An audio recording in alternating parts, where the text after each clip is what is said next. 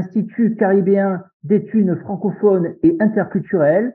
Nous sommes donc positionnés au sein de l'Université des Antilles, une université qui se décompose en deux pôles, un pôle Martinique et un pôle Guadeloupe. Nous, les CIFI, nous sommes au sein du pôle Martinique.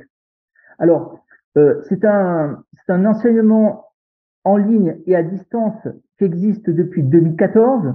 Donc, ça fait maintenant 9 ans que nous proposons ce Master FLE et nous connaissons un grand succès car nous sommes vraisemblablement le Master FLE de France ou l'un des Master FLE de France qui présente le plus d'étudiants puisque nous avons aujourd'hui 630 étudiants répartis dans le monde entier.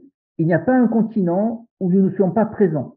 Bien évidemment que le cœur de notre diffusion repose sur les Caraïbes et nos amis sud-américains, de par notre positionnement. On va faire un peu des géopolitiques, mais il est vrai que nous sommes la Martinique, les départements français d'Amérique, interface entre l'Europe et l'Amérique du Sud. Et de par ce positionnement, il est légitime que la plupart ou un grand nombre de nos étudiants soient issus de la partie donc sud-américaine, Amérique centrale et Grande Caraïbe. D'autant plus que nous avons de nombreux partenariats, et j'en profite donc pour remercier l'ambassade de France au Brésil et à travers son SCAC, le service de coopération et d'action culturelle, pour le partenariat fructueux que nous avons mis en place déjà depuis plus de 3 ans.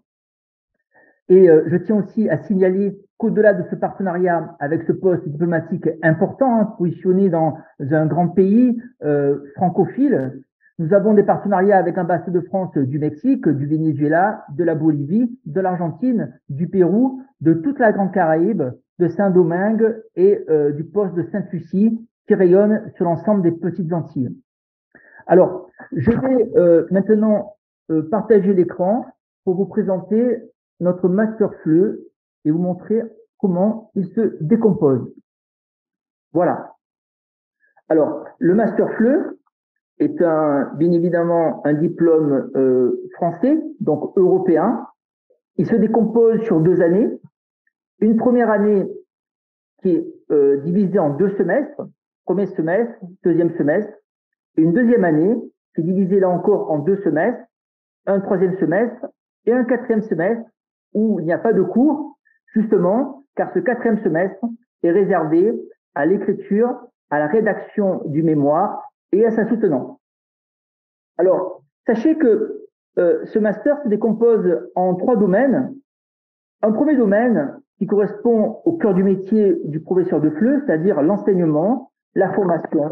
Et on peut retrouver donc quelques cours que je vais donc vous présenter, l'histoire de l'enseignement des langues par exemple, mais aussi phonétique et phonologie, organiser un cours de FLE. En semestre 2 de la première année, on peut trouver didactique de l'oral et de l'écrit, didactique des langues et migration, didactique des langues, et en deuxième année, le premier semestre, on a par exemple jeune public et enseignement apprentissage.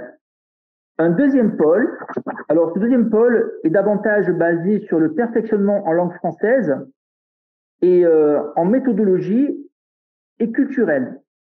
On retrouve dans ce cadre-là le cours, par exemple, de méthodologie de la recherche. On a aussi, en deuxième année, notre cours, par exemple, intitulé Médiation culturelle en contexte. Et enfin, un troisième pôle, qui est celui de la coopération en matière linguistique et éducative. Et là, dans ce cadre-là, on trouve donc un cours comme celui de organiser et gérer une structure dédiée à la diffusion en langue française, ou bien évaluation et certification en langue, le cours sur le CECRL, ou encore géopolitique de la francophonie. Alors, chaque semestre est décomposé en 8 cours. Alors, vous avez les 8 cours, sauf en LVE. En LVE, vous constaterez que vous aurez le choix en langue vivante étrangère entre l'anglais et l'espagnol. Donc, on a 7 cours liés vraiment totalement en lien avec le français à l'étrangère, plus un 8e cours de langue où l'étudiant aura le choix entre l'anglais et l'espagnol. C'est la même chose au second semestre pour le M1, donc le S8, et la même chose pour le 3e semestre pour le S9, où donc on est sur la même problématique. Alors, comment se décompose un cours? Comment il s'organise? Alors, prenons l'exemple de l'histoire de l'enseignement des langues, qui sera bien évidemment parlant pour l'ensemble de nos auditeurs. Alors, le cours présente par une présentation. Il est nécessaire que je vous rappelle que les cours sont asynchrones, c'est-à-dire que le gros avantage de ces cours, c'est que quel que soit le fuseau horaire sur lequel on est positionné, on a toujours accès à ce master flux. Donc, on peut, en fonction de ses besoins flexibilité, avoir accès à ce cours à tout moment, à sa convenance et en s'organisant.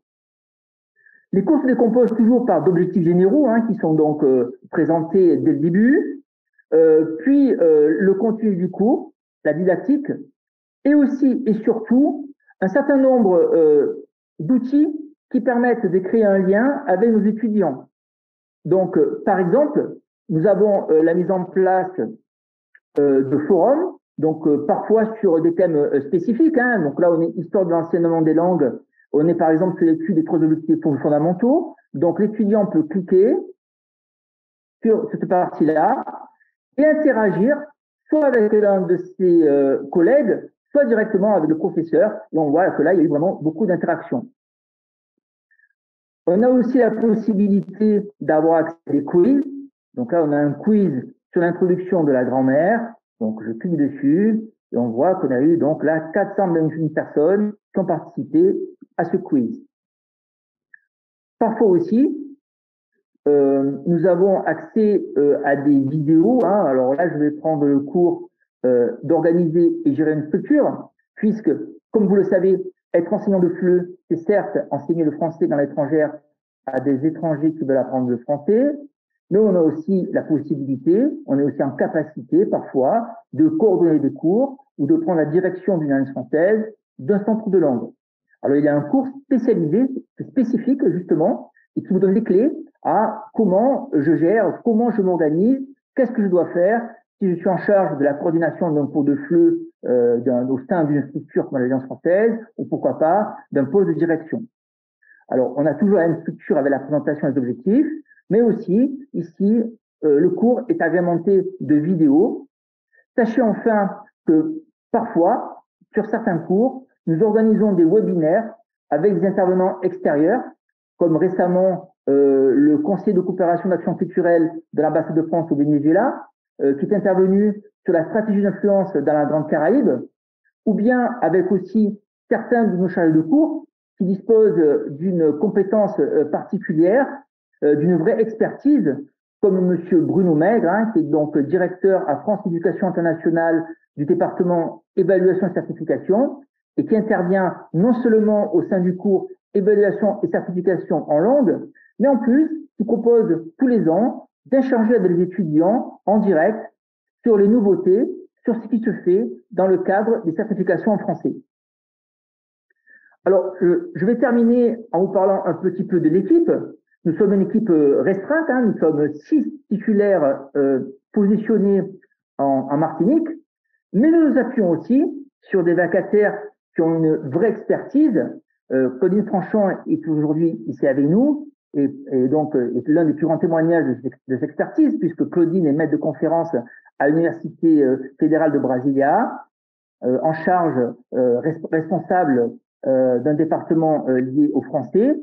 Et nous avons aussi d'autres intervenants qui viennent de France Éducation Internationale ou bien du monde entier, dans le sens où pour nous, il est important aussi d'avoir la vision et l'expertise d'enseignants universitaires en français à l'étranger positionnés dans le monde entier. Donc on a des gens qui interviennent de Chine, du Brésil, on espère bientôt aussi d'autres pays. Alors je peux conclure en parlant des débouchés.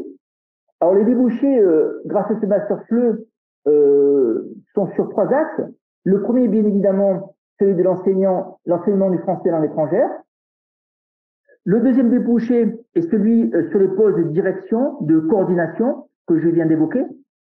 Et enfin, les troisièmes débouchés sont liés au métier de la coopération, pour par exemple être chargé de mission dans le cadre d'une ambassade de France sur la coopération française, sur le français dans l'étrangère, ou bien intervenir aussi auprès d'organismes spécialisés dans la coopération.